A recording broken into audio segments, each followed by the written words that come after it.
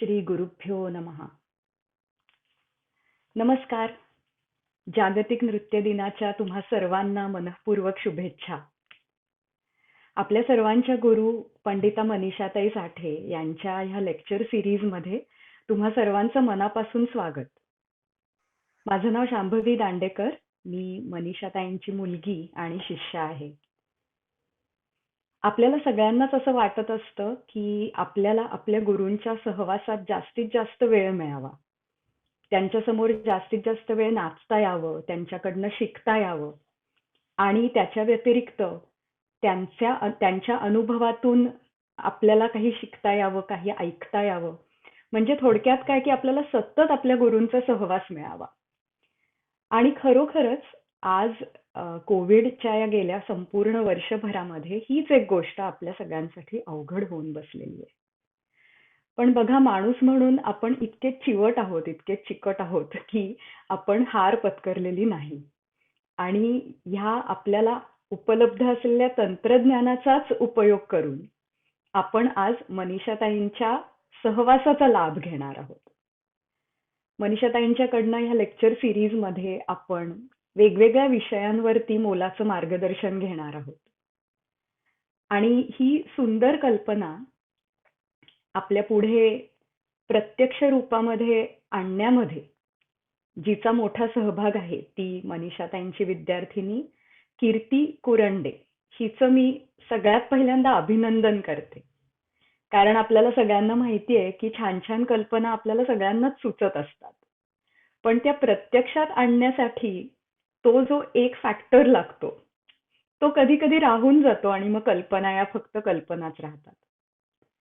तर म्हणून सगळ्यात पहिल्यांदा कीर्तीचं अभिनंदन की तिने चिकाटीने त्या कल्पनेचा पाठपुरावा केला. आणि खरोखरच आपल्या सगळ्यांच्याच मनात हे होतं की आपल्याला ताईंच्या सहवासामध्ये जास्ती राहता यावं, त्यांच्याकडनं ऐकता यावं, नियमितपणे काही ऐकता यावं. आणि हे सगळं आज ह्या लेक्चर सिरीजच्या मुळे प्रत्यक्षात उतरतंय. तर ह्या कल्पनेच्या मागचा जो विचार आहे तो आपल्या सगळ्यांपुढे मांडण्यासाठी सगळ्यात पहिल्यांदा मी कीर्तीला आपल्या पुढे बोलावते. नमस्कार ताई.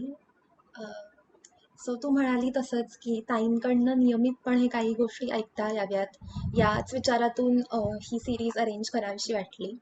आणि काही महिन्यांपूर्वी खरं तर ताईंचा एक ऑनलाईन इंटरव्ह्यू होता जो ताईंनी क्लासमधून दिला. आणि तेव्हा आम्ही सगळ्यांनी बसून तो ऐकला. आणि इंटरव्ह्यू संपल्यावर मुलींनी ताईंना काही प्रश्न विचारले आणि ते एक छान इंटरॅक्टिव्ह सेशन झालं की ज्यात ताईंकडनं खूप गोष्टी ऐकायला मिळाल्या. सो तेव्हा आपल्याच क्लासमधली रश्मी पुराणिक हिने इच्छा व्यक्त केली होती की असं आपण वारंवार करत जाऊयात आणि ताईंचे सेशन्स ऑर्गनाईज करत जाऊयात, म्हणजे त्यांच्याकडनं काही गोष्टी ऐकता येतील. सो तिने ती इच्छा व्यक्त केली आणि मलाही खूप वर्षांपासून असं वाटत होतं की असं करावं. पण त्या दिवशी रश्मी म्हणाली आणि त्यामुळे एक छान पुश मिळालं हे सगळं करण्यासाठी. तू म्हणालीस तसं खूप वर्ष कल्पना होती पण कधीच केलं गेलं नाही ते. आणि लॉकडाऊन झाला परत एकदा आणि आपल्याला ऑनलाईन शिफ्ट झालो आपण परत. सो या संधीचा सदुपयोग करून आपण ऑनलाईन सिरीज अरेंज करू शकतो हा विचार मनात आला आणि मी तो ताईंसमोर मांडला आणि ताईंनी तो लगेच उचलून धरला. सो त्यासाठी ताईंचे पण खूप मनापासून धन्यवाद. आणि आई इतका ज्ञानाचा अथांग सागर आहेत की त्यातल्या 4 गोष्टी आपल्या सगळ्यांनाच ऐकायला मिळाव्यात, या इच्छेतून ही सिरीज अरेंज केली. थँक्यू कीर्ती, खूपच छान. आपल्या सगळ्यांच्या वतीने मी आता आपल्या गुरु मनीषाताईंना विनंती करते की आजच्या लेक्चरचा जो विषय आहे कथक नृत्याचा वस्तुक्रम, त्याविषयी त्यांनी आपल्या सर्वांना मार्गदर्शन करावं. मनीषाताई. नमस्कार. तुम्हा सगळ्यांना बघून खरंच खूप आनंद होतोय आता. कीर्ती, शांभवी आणि या तुम्ही सगळ्या मुलींची ही इच्छा आज या लॉकडाऊनमुळे अशी पूर्ण होतीये आणि मला तुमच्या सगळ्यांशी एकाच वेळेला गप्पा मारण्याची संधी मिळते. हे खरंच त्यातल्या त्यात खूप मला आनंद देणारी ही गोष्ट आहे. मला वाटतं आता मी लगेचच विषयाला सुरुवात करावी. आजचा आपला विषय आहे कथकचा प्रस्तुतीक्रम म्हणजे वस्तुक्रम. आता तो विचारात घ्यायच्या आधी मला असं वाटतं, की आपल्या कथकचा उगम कसा झाला आणि त्याला कोणकोणत्या टप्प्यांमध्ये जायला लागलं, हे आपण आधी पाहूया. कारण ह्या टप्प्यांचा जो हा सगळा प्रवास आहे, तोच पुढे आपल्याला प्रस्तुतीमध्ये कसा दिसतो, हे पाहणं खूप मजेशीर आहे. म्हणून आपल्याला सगळ्यांना माहिती आहे, की कथकचा उगम हा मंदिरांमध्ये झाला. आधी कथक हे उत्तर भारतीय शास्त्रीय नृत्य आहे आणि त्याचा उगम झाला मंदिरांमध्ये. कथा कहे सो कथक कहलावे. तिथे हे जे पारंपरिक कीर्तनकार होते ते संकीर्तन करत असताना रामायण, महाभारत, भागवत याच्यातल्या कथा सांगत आणि त्यावेळेला देवतेच्या स्तुतीबरोबरच जे श्रोते ऐकायला बसलेले असतात त्यांनाही काही प्रबोधन होईल, त्यांनाही काही शिकायला मिळेल त्याच्यापासून, असा त्याचा उद्देश असे. आणि हे करता करता ते एकतारी वाजवत, चिपळ्या वाजवत, पण तेव्हा संगतीला काही नव्हतं. मग ते कधी संकीर्तन करताना गात असत किंवा कधी निवेदन करत असत, म्हणजे कथा चक्क सांगत असत.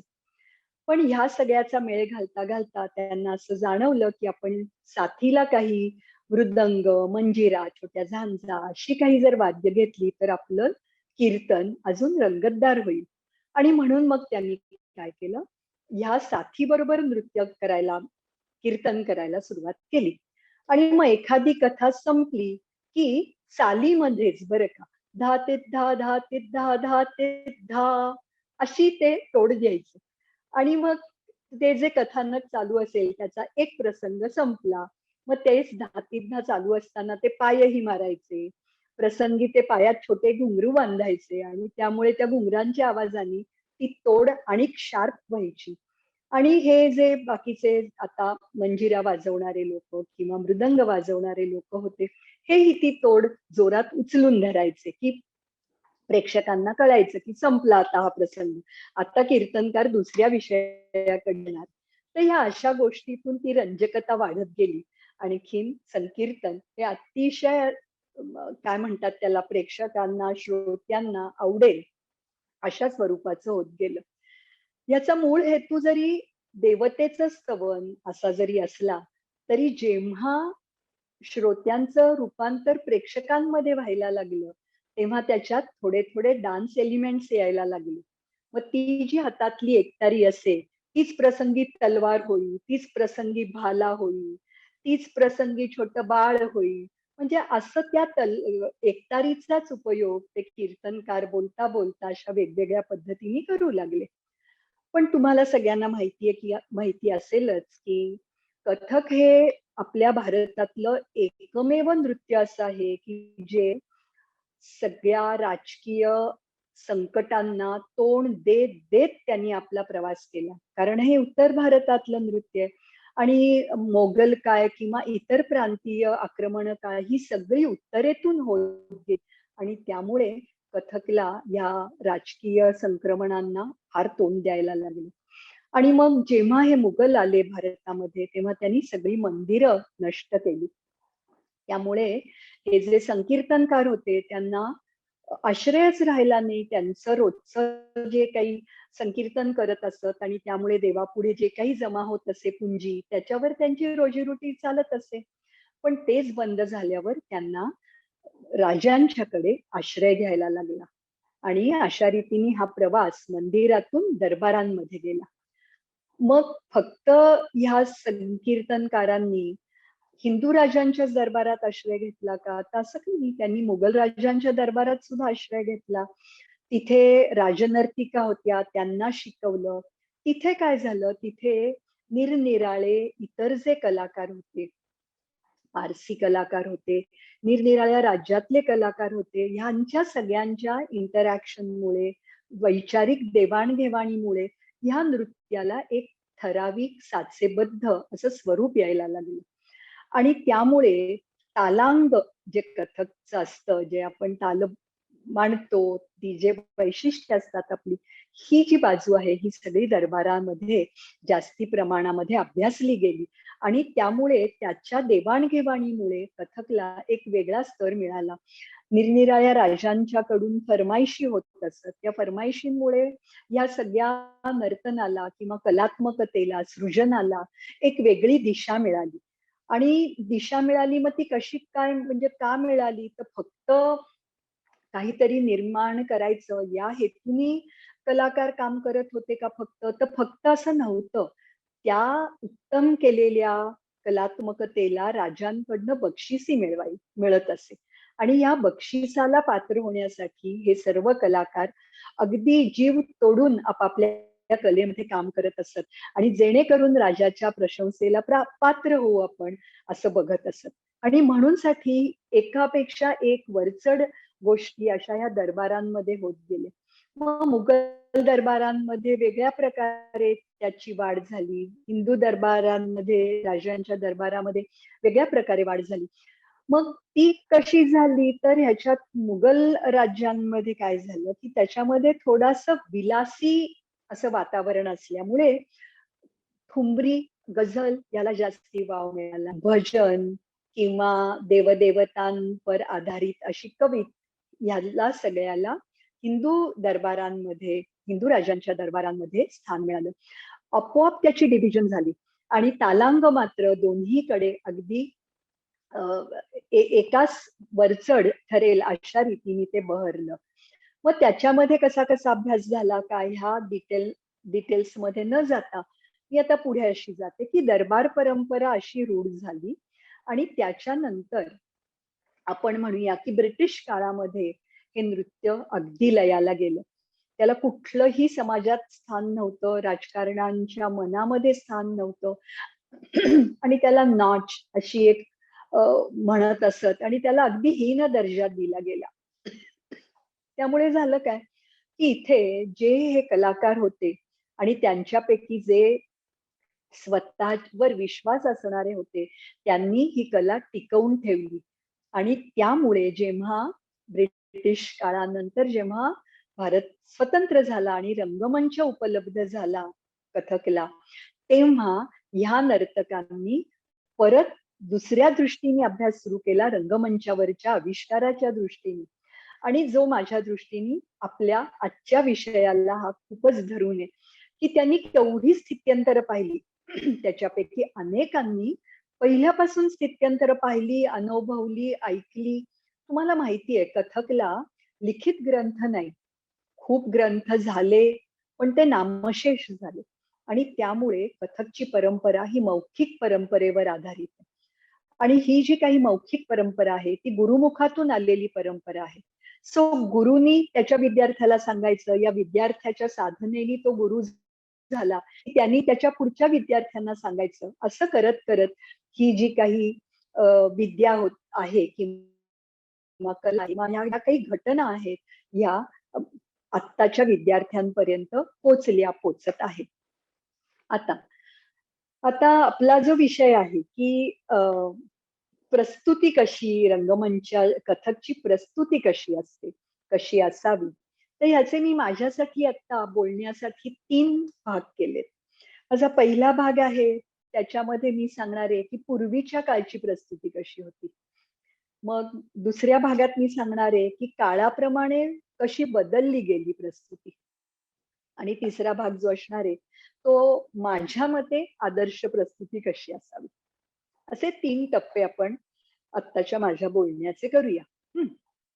आता मी साधारण 10-11 वर्षाची असेल तेव्हापासून माझे आई वडील मला पुण्यात होणाऱ्या कार्यक्रमांना घेऊन जात असत. माझ्या माहितीप्रमाणे पुण्यामध्ये तेव्हा सवाई गंधर्व वगळला तर हार्डली एखादा कार्यक्रम होत असे किंवा नसेच. मला आठवतं मी पहिला कार्यक्रम जेव्हा पाहिला तो मंजुश्री बॅनर्जी म्हणजे मंजुश्री चॅटर्जी यांचा पाहिला पुण्यामधला कार्यक्रम. आणि त्यावेळेला त्या असतील अशाच 20-22 वर्षाच्या. आणि त्यांनी जे काही केलं ते मला खूप आवडलं होतं. कारण मी घरी आल्यावर आईला म्हटले होते की मला असं बनायचंय, असं आई सांगते. आणि त्यामुळे आई बापूंचा पत्रव्यवहार सुद्धा झाला होता मंजुश्री बॅनर्जींशी. आणि मंजुश्री बॅनर्जींचं एक पत्र आहे माझ्याकडे कि लड़की को खूब सिखाओ, अच्छी तरह से शिक्षा दिलाओ, यहाँ आके रहना तो बच्ची के लिए संभव नहीं है, अशा अर्थाचं. आणि त्यामुळे माझ्या डोळ्यासमोर एक मंजुश्री बॅनर्जींचं रूप आणि त्यांचं प्रदर्शन आहे. आता त्यांनी कशा प्रकारे सुरू केलं आणि काय काय केलं हे काही मला आठवत नाहीये, नक्की आठवत नाहीये. पण मला त्या दिसतायत, त्या घागरा घालून आलेल्या रंगमंचावर दिसतायत. आणखीन त्यांनी अतिशय सालित्यपूर्ण असं नृत्य केलं होतं. एकूण त्यांची नृत्य करायची पद्धत अतिशय सॉफ्ट होती. असं काही खूप जोरकस आणखीन फास्ट असं काही ते नृत्य नव्हतं, हे मला आजही आठवतं. त्याच्यानंतर मी पाहिलं आधी बिरजू महाराजांचं. तेव्हाचंही तसंच की एक पुरुष नर्तक करतोय हेच माझ्यासाठी एक मोठीच कौतुकाची नाही, आता मी कौतुकाची म्हणते, म्हणजे आश्चर्याची गोष्ट होती की अरे वा. म्हणजे कारण माझे जे गुरुजी होते बाळासाहेब गोखले, ते कधी रंगमंचावर गेले नाहीत, त्यामुळे मला हे माहितीच नाही की रंगमंचावर पुरुष करतात. परीक्षेमध्ये होतं की सगळ्यांची चरित्र वगैरे, पण पाहिलंय कुठे कधी कुणाला रंगमंचावर. तर त्यामुळे पहिल्यांदा मी पाहिलं बिरजू महाराजांना. पण तेही मला त्यांनी काय केलं त्या काळामध्ये हे काहीही आठवत नाही. मग मी पाहिलं गोपीकृष्णजींना, म्हणजे माझ्या गुरुजींना. आणि त्यावेळेला मला औचित्य काय होतं, म्हणजे सवाई गंधर्व होतं का कोणी घेतलेला कार्यक्रम होता हे मला आठवत नाही. पण गोपीजींचा सोलो आणि त्या 3 भावांचे, म्हणजे गोपीजी आणि त्यांची मामे भावंड 2, चौबे महाराजांचा मुलगा बिरजू भैया, आणखीन मोहन भैया, असे 3 भावंडांनी ट्रायो केला होता. आणि तो मला कमालीचा आवडला होता. म्हणजे मला त्याच्यातल्या अशा काही काही ऍक्शन्स मी रिकलेक्ट करायचा प्रयत्न करते, कारण नंतर मी खूप फोटो पाहिले आणि खूप कार्यक्रम पाहिले. पण आता तुमच्याशी बोलताना मी असं रिकलेक्ट करायचा प्रयत्न करते की तिघही भावंड अतिशय सुंदर, आणि ते काय करत असत वगैरे मला माहिती नाही. आपण आज कितीही जरी म्हटलं की तेव्हा काही कोरिओग्राफी नव्हती, तरी सुद्धा तेव्हा निश्चित कोरिओग्राफी होती. मला असं आठवतं तेव्हाच सुद्धा की 3 जण असे 3 ठिकाणी जायचे आणि मग समेला 3 एकत्र यायचे किंवा 3 बसून सम द्यायचे. अशा काही काही गोष्टी मला अगदी निर्विवादपणे आठवतात. सो हे 3 मला, ही जी 3 नृत्य आहेत ही मी लहानपणी पाहिल्याचं आठवतं. त्याच्यानंतर मी साधारण 13 वर्षाची असताना मी लच्छू महाराजांच्याकडे काहे रोकत डगर ही ठुमरी शिकायला मला गोपीजींनी पाठवलं होतं. आणि म्हणून मला लच्छू महाराजजी असे त्यांच्या खोलीतले बसून शिकवताचे आठवतात.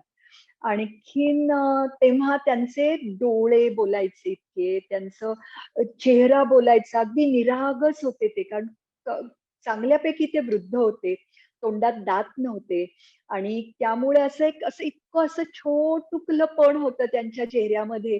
आणि त्यामुळे मला हे आठवत नाही की मी शिकताना रागावणं खाल्लं का त्यांचं, किंवा मी काही प्रश्न विचारले का, हे मला काहीच आठवत नाही. पण मला ते समोर बसलेले आठवतात आणि मी इथे समोर आठवते. एवढ्या 2च गोष्टी आठवतात. आणि नंतर मी सगळ्यांना तुम्हाला काहे रोकत डगर शिकवलं, त्यामुळे नक्की मग ते त्यांनी शिकवलेलंच होतं, तेच मी शिकवलं असं मी म्हणू शकते. सो आता माझा पहिला मुद्दा असा की पूर्वीच्या काळची प्रस्तुती. मला असं वाटतं की जशी आपली परंपरा आहे, म्हणून मी म्हंटल की आपल्या मंदिर परंपरेतून आपण आलो, देवतेचं पहिल्यांदा स्तवन, हे तर आपला हिंदू धर्मियांचा गाभा, देवतेचं आशीर्वाद घ्यायचा, देवतेचा, आणि मग नृत्याला सुरुवात करायची. तर पूर्वीच्या काळी गात असत, देवाचं स्तवन आधी गात असत, आणि गाऊन झालं की मग थोड्याशा त्याच्यातल्या 2-3 ओळींवर अभिनय करत असत.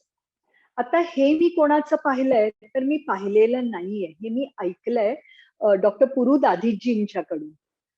ते करून दाखवत होते, आणखीन मी तिथे होते म्हणून मला हे नक्की असं माहितीये. पण मी असं नुसतं गाऊन वंदना केल्याचं पाहिलेलं नाहीये. मात्र पुस्तकांमध्ये जरूर वाचलेलं आहे की फक्त गाऊन आधी वंदना केली जायची, इष्ट देवतेचं स्मरण केलं जायचं. आणि मग वंदना सुरू व्हायची. आता पूर्वीच्या काळच्या वंदना म्हणजे जेव्हा मी पाहायला लागले, म्हणजे साधारण आपण म्हणूया की 67-68 सालाच्या नंतर पुढे पाहायला लागले, तेव्हा साधारण या कुंदेंदु तुषार हार धवला ही सरस्वती वंदना, शांताकारं भुजगशयनं ही विष्णू वंदना, गुरुर्ब्रह्मा गुरुर्विष्णू ही गुरुवंदना, ह्याच 3 वंदना आलटून पालटून केल्या जायच्या. आणि मग कालांतराने कस्तुरी तिलकम ललाट फलके ही मी बिरजू महाराजजींची पाहिली. सो वंदनामध्ये फारसं व्हेरिएशन नव्हतं, त्याच वंदना केल्या जायच्या. आणि मी तुम्हाला एक सांगते की ते कलाकार 75 काय 90% त्याच वंदना प्रत्येक कार्यक्रमात करायचे.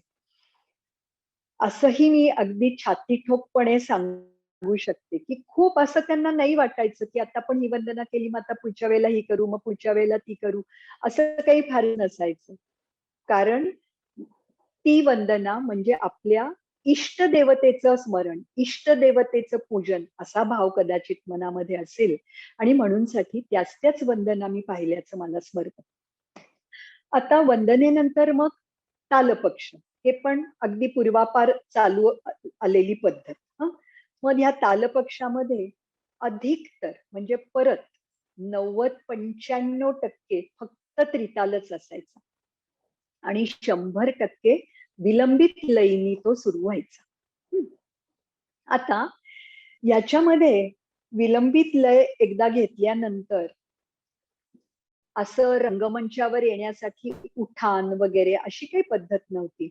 रंगमंचावर वंदना झालेली असायची, पण त्याच्यानंतर तबला, सारंगी हे जे वादक होते किंवा पखावज वादक यांना जरा एक त्यांचा टाइम दिलेला असायचा. सो तालाच्या आधी लय एस्टॅब्लिश करण्याकरता संपूर्ण फोकस तिकडे त्या संगतीच्या कलाकारांवर असायचा आणि where they could establish themselves, की ते त्यांच्या विलंबित लयीमधल्या तबला वादनाने, पखावज वादनाने, सारंगीच्या बारीक बारीक छोट्या छोट्या अशा मींडनी, तानांनी त्या सगळ्या वादनांमध्ये खूप मजा यायची आणि हे असं खूप वेळ चालायचं. म्हणजे त्याच्यासाठी काही रिस्ट्रिक्शन होतं असं मला वाटत नाही. म्हणजे काय म्हणतात त्याला, तबीयत से बजाते थे और लोग भी तबीयत से सुनते थे. अशी कोणाला घाई नसायची की नाही नाही आता डान्सर यायलाच पाहिजे आणि आता डान्स सुरू व्हायला पाहिजे, असं काही नसायचं. त्या काळामध्ये वेळेचं बंधन नव्हतं. हे पहिलं वाक्य आपण लक्षात घेतलं की मी पुढे जे काही बोलते ते तुम्हाला डोळ्यासमोर आणायला खूप उपयोग होणार आहे त्याचा. की हे जे झालं, मग एस्टॅब्लिश झाला राग, सारंगीवर निवडलेला एस्टॅब्लिश झाला, सारंगी वादन लहऱ्याच्या निमित्ताने ऐकायला मिळालं, तबला पखावज ऐकायला मिळालं. आणि मग नर्तक आल्यानंतर कधी कधी मी पाहिलंय की उपजीत सुरुवात व्हायची. काय म्हणून सांगू तुम्हाला, तत्कारमध्ये काय ती लय त्यांच्या अंगामध्ये भिनलेली असेल की कुठल्याही मात्रेपासून ते जे काही तोड घेऊन, तिहाई घेऊन समेवर यायचे, ती गोष्ट म्हणजे आश्चर्यचकित करणारी होती. जेव्हा तालातलं काहीही कळत नव्हतं, जेव्हा लहऱ्यासाठी त्या 16 मात्रा आणि नंतर येणारी सम ह्याच्याकडे असं चातकाकडे लक्ष ठेवायला लागायचं, कान ठेवायला लागायचा, त्या काळामध्ये ह्या लोकांचं पाहिल्यानंतर, उपज पाहिल्यानंतर एक अतिशय अशी भावना रुजली माझ्या मनामध्ये व्यक्तिशः की ही जी काही गोष्ट आहे ही तालाचं वैशिष्ट्य प्रेक्षकांपर्यंत पोहोचवण्यासाठीच आहे आणि एकीकडे आपलं तालावरचं प्रभुत्व दाखवण्यासाठी. सो आल्या आल्या प्रेक्षक ह्या प्रस्तुतीने झॅप होत असत. म्हणजे नंतरच्या समा मला आठवतं की प्रेक्षक असे जोर जोरात उभं राहून आवाज देऊन करायचे की ती आलीच सम. सो अशा रीतीने प्रेक्षकांना एक त्या सगळ्या तालचक्रामध्ये इन्व्हॉल्व्ह करून घेण्यासाठी सुद्धा या उपजचा खूप उपयोग होत असला पाहिजे. परत तेच, नर्तकाला जेवढी काही उपज करायची असेल तेवढी करायला नर्तकाला मुभा होती. असं अजिबात नाही 5-6 पलटे करा, चला तिहाई घ्या आणि पुढे चला पुढचंच करायला या, असं अजिबात नाही. नर्तक दमतोय का तो तबला आर्टिस्ट, पखावज आर्टिस्ट दमतायत आणि कोण हरतय की कोण कोणाला कधी काय सुचेल, अक्षरशः म्हणजे ती एक ट्रीट असायची, फीस्ट असायची आणि फारच एक आनंददायी अनुभव असायचा. मग त्याच्यानंतर थाट व्हायचा. आता हा थाट करत असताना आपल्याला याच्यामध्ये 2 स्ट्रीम्स दिसतात. एक पहिल्या स्ट्रीम बद्दल बोलताना असं सांगते की ठराविक आपल्या कथकच्या पोझेस घेऊन हात इथे हात इथे अशा कथकच्या ठराविक पोझेस घेऊन थाट बांधले जायचे.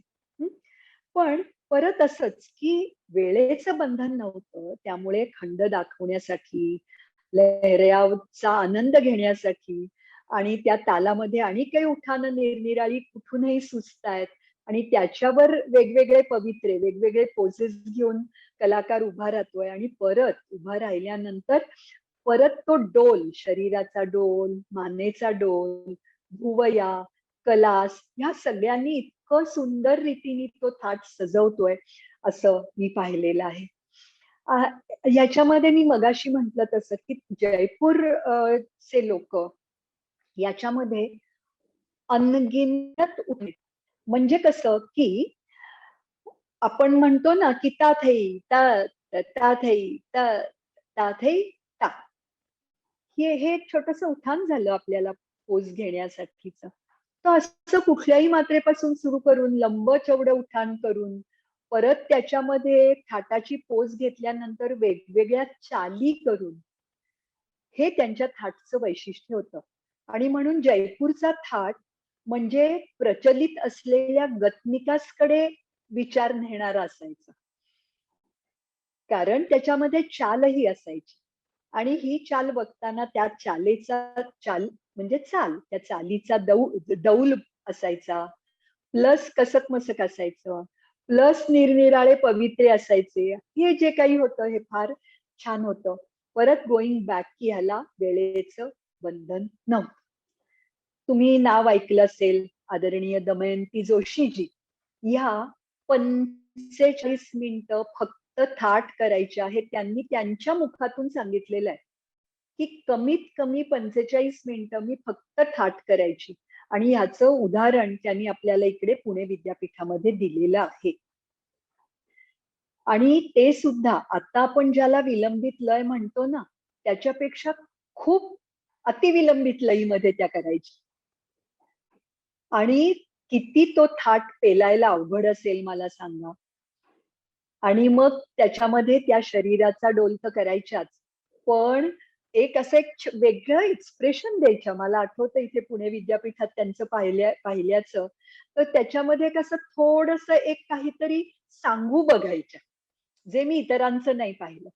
म्हणजे काहीतरी बोलायचंय, या चेहऱ्याला काहीतरी सांगायचंय, असं थाटमध्ये त्यांचं एक्सप्रेशन असायचं असं मला आठवतं. सो हे खूप वेगळं होतं आणि त्या काळामध्ये असे लंबे चौडे थाट इत्मिनानचे केले जायचे. मग त्याच्यानंतर आमद, हे आमद कदाचित तेज आमद, आणखीन साधा आमद अशा प्रकारे लखनौमध्ये केले जायचे, लखनौ घराण्यामध्ये. ता थे तथ ते आ थे तथ ते असं म्हटलं की त्याला तेज आमद म्हणायचं. आणि ता थे त त थे आ अथे त त थे असं म्हटलं की तो साधा आमद झाला. आणि मग परनामद असं काही त्याला वेगळा शब्द त्या काळामध्ये नव्हता बरं का. म्हणजे काय, अर्थातच त्या लोकांनी काही परीक्षेसाठी कोणी प्रेझेंटेशन दिलेलं नव्हतं. ते त्यांचा रंगमंच होता. 3-3.5-4 तास ते राजे होते. आणि मग अर्थातच धातकथुंगा हे पारंपरिक परन आहे, आमद आहे आणि ज्याला आपण आता आपल्या भाषेमध्ये परनामद म्हणतो परीक्षेच्या दृष्टिकोनातून. सो हा परनामद आणि धातिट धातिट धादातिट जयपूर घराण्याचा हे अगदी प्रसिद्ध होते. बऱ्याच अंशी ह्या आमदच्या ऍक्शन सारख्या होत्या आणि ह्या सारख्या ऍक्शन पण त्या व्यक्तीनुरूप हे पाहायचं भाग्य मला लाभलं. कारण का की त्या तेच ते करायचे, थे तथे तथे. तर हेच करत असताना कोण कसं करायचं, कोण कसं करायचं आणि हे अभ्यासायला फार मजा यायची. आणि मग इथे कळलं मला, की अच्छा म्हणजे इथे ऍक्शन जरी सेम असल्या तरी व्यक्तीनुरूप ह्याचं प्रस्तुतीचं एक जे काही आपण स्तर म्हणतो तो बदलतो, पॅटर्न बदलतो आणि तो बदलल्यामुळे कुठेही ते कमी जास्ती होत नाही, तर ते व्यक्तीनुरूप त्याच्यामध्ये आपले आपले इनपुट्स मिळत जातात आणि हे त्या त्या व्यक्तीला शोभले असं त्याला वाटलं कीच तो करत असतो या त्या स्टेजला. म्हणून मी जे बोलतेय की त्या ग्रेट गुरु लोकांच्या बद्दल मी बोलतेय की त्यांनी कसं कसं हे अनुभवलं. बर, आमद सुद्धा एक करून थांबायचे नाहीत बरं का, 4-5 आमद करायचे. एका पाठोपाठ एक 4-5 आमद करायचे. म्हणजे काय, जेवढं तुमच्याकडे ज्ञान आहे त्याच्यातलं जेवढं काही नर्तकाला प्रेक्षकांना दाखवावंसं वाटेल तेवढं दाखवायला नर्तक फ्री असायचं. कोणीही असं म्हणायचं नाही की एकच स्लॉट दिलेला आहे तुम्हाला आणि तेव्हा आता 8:30ला तुम्हाला पडदा पाडू आम्ही जर तुम्ही ना थांबला नाहीत तर, असं काही कधी कोणी म्हटलं नाही. आणखीन त्यामुळे त्या काळचे प्रेक्षक, त्या काळचे नर्तक हे जे जे काही करत होते त्याच्यामुळे आपण काय शिकायचं हे आमच्या पिढीला खरंच खूप बघायला मिळालं आणि त्यासाठी मी खरंच फॉर्च्युनेट समजते स्वतः. आता परण झाले, खूप सारे परण झाले. मग आता पूर्वीच्या काळी असं आपण म्हणू शकतो की काही काही कलाकार जे होते ना ते विचारपूर्वक प्रस्तुतीचा क्रम ठरवायचे. पण काही काही कलाकार जे होते ना ते खरंच आपल्याला हा आत्ता करावासा वाटतोय, करा. माईक जवळ यायचं, त्याची पठण करायची आणि करून टाकायचं. आणि ते त्यांचे तबला आर्टिस्टही एवढे कसलेले, तयारीचे असे होते, रियाजातले होते, की त्यांनाही त्या रचना छान उचलून उचलून धरता यायच्या आणि एकत्रितपणे सगळेजण सम साधायचे. आता मी असं का म्हणतेय, की मनात आलं की कधी चक्रधार परण आधी व्हायचं, कधी कमाली परण आधी व्हायचं. मग कोणाला तरी एखादा तोडा तुकडा आठवायचा, त्याचं वैशिष्ट्य आठवायचं, त्यांच्या त्यांच्या गुरूंनी त्यांना काय सांगितलंय ते आठवायचं. मग ते करायचे. सो तिथे असं एक प्रस्तुतीचं असं काही बंधन नव्हतं. मात्र तरीही काही कलाकार ते फॉलो करत असत. पण मी हे का मजा त्याची मला खूप वाटते आहे, की त्यांना जे आणि जसं वाटेल त्याप्रमाणे ते करत होते. असा काही सिक्वेन्स लिहून काढलेला नाही. याच्यानंतर मी हेच घेणार आहे असं ठरवलेलं नाही. ना ते कोणी पढंतला असेल तर त्याला माहितीये, ना ते तबला आर्टिस्टला माहितीये. यांनी माईकवर येऊन पढंत मात्र करायची आणि ते या बाकीच्या सगळ्यांनी उचलून धरायचं, आणखीन त्याला पोचायचं, त्या लेवल पर्यंत पोचायचं. हे खूप महत्वाचं होतं. मला एक असं आठवतं बरं का, की अ, आपले किशन महाराज जी होते ना तबला आर्टिस्ट, ग्रेट मॅस्ट्रो किशन महाराज. तर त्यांनी एकदा असं म्हटलं होतं, की असं थोडाच रटा रटाया हुआ डान्स होता है, करो जो भी चाहिए करो, हमारा तबला आर्टिस्ट बजा लेगा. खुद्द बनारस मध्ये त्यांच्या समोर कार्यक्रम करताना मला असं त्यांनी सांगितलं आणि मी खूप घाबरले होते तेव्हा, कारण तोपर्यंत मी कधीच असं केलेलं नव्हतं. आणि हे सगळं करत असताना लाईट गेले आणि मला महाराजजी पहिल्या म्हणजे किशन महाराजजी पहिल्या लाईन मधनं म्हणाले की तुम करो, करते रहो. तेव्हा मी काहीतरी तत्कारचं करत होते. आता मग तुम्ही मला सांगा, मी रटारटा या हुआ डान्स करणारी, कारण मी असं ठरवलेलं होतं की या त्रितालमध्ये महाराजजींसमोर करताना मी हाच तत्कार करणार आहे, असं मी ठरवून गेले होते मनामध्ये. पण लाईट गेल्यावर ते खालून सांगायला लागले, हा हा चालू रखो हमें सुनाई दे रहा है. आणि मला येणारे सगळे तत्कार मी केले तरी लाईट आले नाहीत. शेवटी मी म्हंटल आता माझी सीता झाली तर बरं, आता माझा संपला स्टॉक. 5-6 प्रकार करून झाले आणि स्टॅमिना मला पुरवायचा होता पुढच्यासाठी. तर देवाच्या दयेनी म्हणजे त्या विश्वेश्वरानीच माझं ऐकलं, आणखीन लाईट आले आणि मग मी पटकन तिहाईच घेऊन टाकली. महाराजजी काही बोलायच्या आधी मी तिहाईच घेऊन टाकली त्याची. तर असं एका पुढे एक करत राहायचं, आपल्याला सुचेल ते. म्हणजे केवढा खजाना त्यांच्याकडे असला पाहिजे. आणि जे प्रत्येक वेळेला ते सगळं डोक्यात असतं असं नाही. ते तिथल्या तिथे ते उपच करत असले पाहिजे. असं थोडीच असतं की हे 6 पलटे मी बांधलेत, आता हे 6 पलटे मी करणार आहे, असं त्यांना काही गरजच नाही अशा गोष्टी करायची, हो की नाही? सो त्यांनी ते त्यांचं सतत लय तालामध्ये राहणं आणि ते सतत 24 तास डोक्यामध्ये फक्त आणि फक्त लय तालाचा विचार असणं, ह्यांनी जे त्याच्यामध्ये आपोआप साधना होत राहते. रियाज करून साधना करणं वेगळं आणि ही मानसिक साधना सतत सतत करणं वेगळं आणि ते आम्हाला आपल्याला सगळ्यांना बघायला मिळणं वेगळं. हे सगळं मला त्या 4-5 प्रकारचे आमद, वाटेल तो तेवढा, वाटेल ते तेव्हा घ्यायचं आणि म्हणे की "अब सुनो एक तोफ पर." मग त्या तोफवरचं पठण करायची. "अब सुनो एक बिजली परन." असं आपलं केवढा खजाना म्हणजे केवढा स्टॉक असेल त्यांच्याकडे. हे थोडा वेळ झालं की मग मध्येच म्हणायचे, "अब कुठला तरी दुसरा ताल. अब धमार की झलक देखो." म्हणजे हा त्रिताल चाललाय बरं का. मग धमार सुरू व्हायचा. हे मी बिरजू महाराजजींचं सुद्धा पाहिलंय बरं का, की आता धमार देखो. मग धमारचे थोडे 5-7 रचना करायच्या. मग त्या झाल्या की ते थांबवायचे आणि मग तिथे त्यांचा पहिला तालपक्ष संपायचा. असं खूप महाराजजींच्या बाबतीत तर त्यांनी गिनती सुरू केल्या की गिनतीच करायचे. नंतर त्यांनी तुमचं तिहाईया सुरू केल्या की एका पाठोपाठ एक तिहाई करत राहायचे. असं हे मी बिरजू महाराजांचं सांगते. आता गोपीजींचंही मी त्याच काळापासून पाहिलं खरं म्हणजे. पण गोपीजींचं मी पाहताना मला असे 2 ताल एकत्र केल्याचं स्मरत नाहीये. मला असं नक्की आठवतंय की गोपीजी कोणताही एक ताल तास, दीड तास मांडायचे. त्यांचाही क्रम ठरलेला नव्हता. पण त्यांना माहीत असलेली एकन एक रचना आमच्या रामजी भैयांना माहिती असायची, जे पखावज वाजवायचे. आणि रामजी भैयाच पठण करायचे आणि रामजी भैयाच पखावज वाजवायचे. आणि त्यामुळे ते एक इतकं असं जमलेलं रसायन दिसायचं. त्याचा एक वेगळाच इम्पॅक्ट मी आयुष्यभर पाहिला, की तबला, पखावज वादकाला प्रत्येक रचना माहिती असल्यामुळे झालेली पढण आणि मग पढण, पखावज आणि नृत्य या तिन्हाचा एकत्रित मिलाफ जो आपल्याला बघायला मिळतो, त्याचा इम्पॅक्ट खूप जास्ती प्रमाणात आपल्याला दिसतो. गोपीजींचं जे तालांग असायचं गोपीजींचं, तर त्याच्यामध्ये अर्थातच तांडवयुक्त सगळं तांडव शैलीमध्ये असायचं. चोरकस, खूप चक्रा, गुडघ्यावर बसायचे, खाली बसून पोझेस द्यायचे, हे तर तुम्हाला सगळ्यांना माहिती आता. आणि त्यांच्याच करण्यामध्ये मी पाहिलं की वेगवेगळ्या तऱ्हेने ते पायाचा उपयोग म्हणजे पायाच्या चलनाचा उपयोग ते खूप वेगळ्या तऱ्हेने करायचे.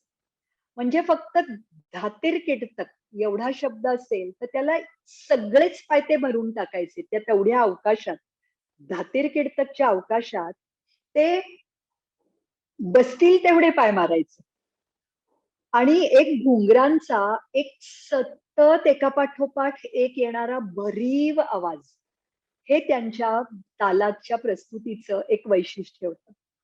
म्हणजे तातही ततथी आतही ततथी जरी करायचं असेल आणि ते तेव्हा त्यांना जर का मुवमेंट म्हणजे मूव्ह व्हायचं नसेल, तर म्हणजे तातही ततथी आतही ततथी सगळेच पाय असे भरून वाजवायचे. आणि त्यामुळे त्याला एक वेगळंच परिमाण मिळायचं असं म्हणूया आपण.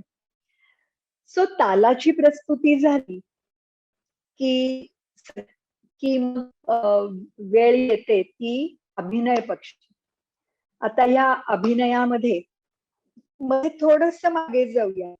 मी आणि त्या काळच्या हे तालांगांचं जो विचार मी मांडत होते त्याच्यामध्येच मी सितारा देवींचं पाहिलं, चौबे महाराजजींचं घरात पाहिलं, गोपीजींच्या घरी ते करत होते तेव्हा पाहिलं, सुनैनाजी हजारीलालजींचं पाहिलं, सुंदरलालजींचं पाहिलं, जगदीश गंगानीजींचं पाहिलं आणि राजेंद्र गंगानीजींचं पाहिलं, रोशन कुमारीजींचं पाहिलं, आणखीन आमच्या रोहिणीताई भाटे यांची सगळ्यांची मी अशी पूर्ण प्रस्तुती पाहिली.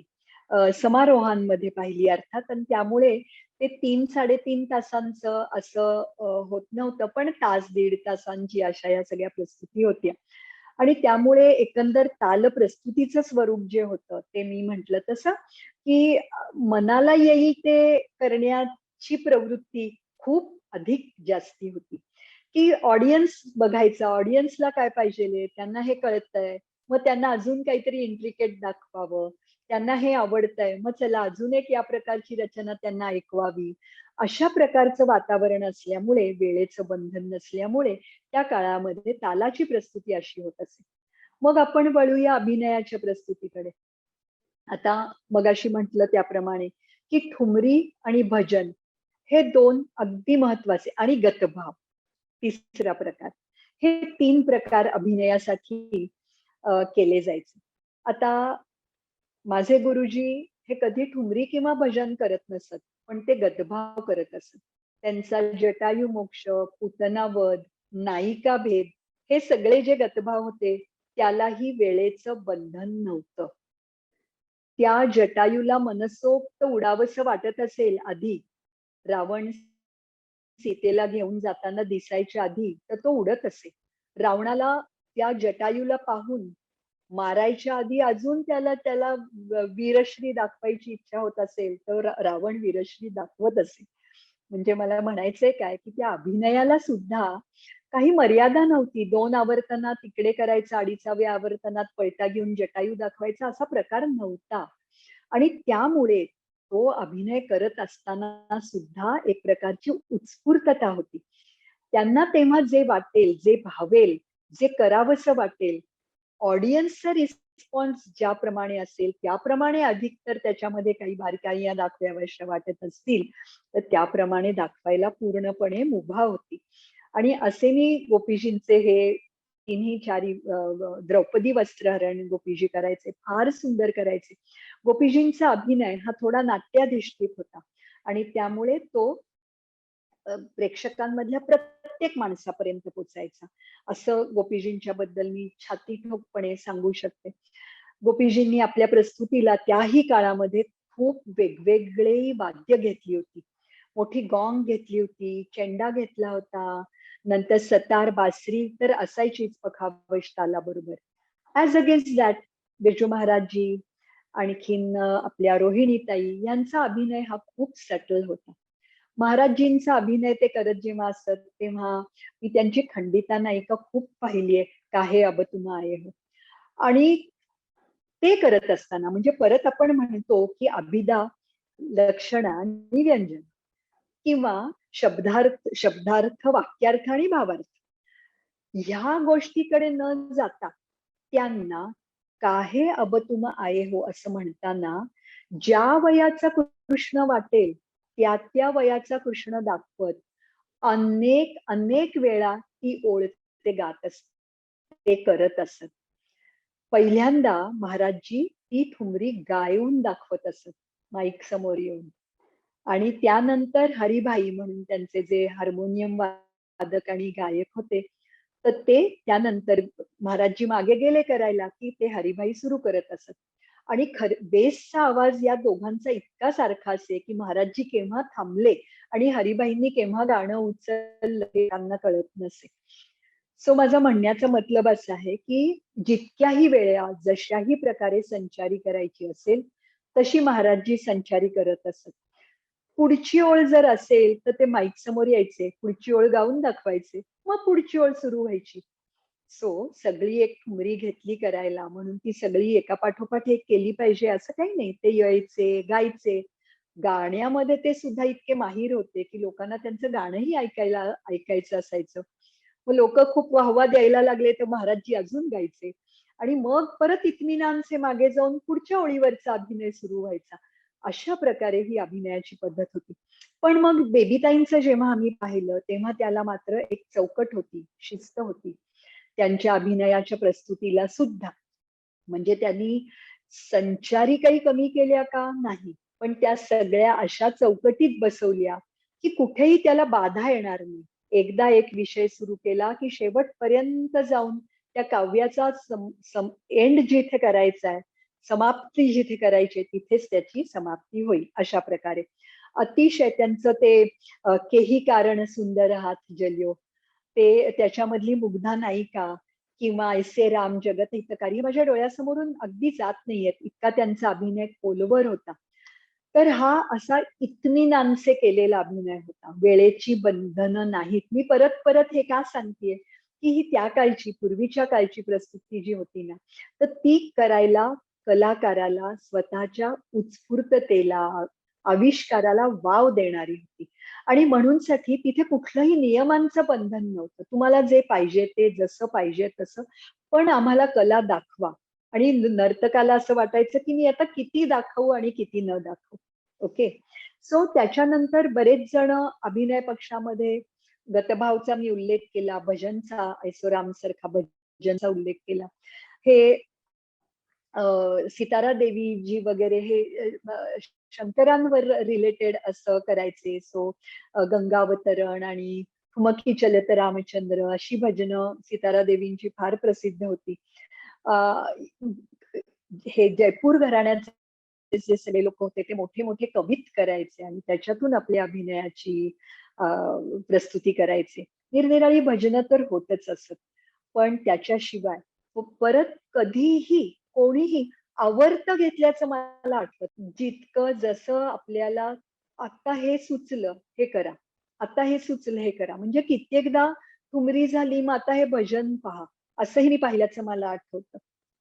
आणि म्हणूनसाठी ते पूर्वीच्या काळची जी प्रस्तुती होती, ह्याला वेळेचं बंधन नव्हतं असं एका वाक्यामध्ये आपण म्हणूया.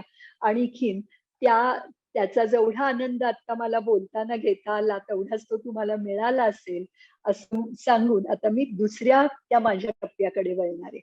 तो जो टप्पा होता तो होता काळाप्रमाणे बदललेली प्रस्तुती. म्हणजे केव्हा की मग नृत्य महोत्सव सुरू झाले, टाइम कन्स्ट्रेंट आला, रंगमंच म्हणजे थिएटरमध्ये नृत्य प्रस्तुती सुरू झाली, मग तिथे वेळेचं बंधन आलं. आणि हे वेळेचं बंधन पाळत केलेली जी प्रस्तुती होती ती मी काळाप्रमाणे बदललेली प्रस्तुती असं त्याला मी म्हणते.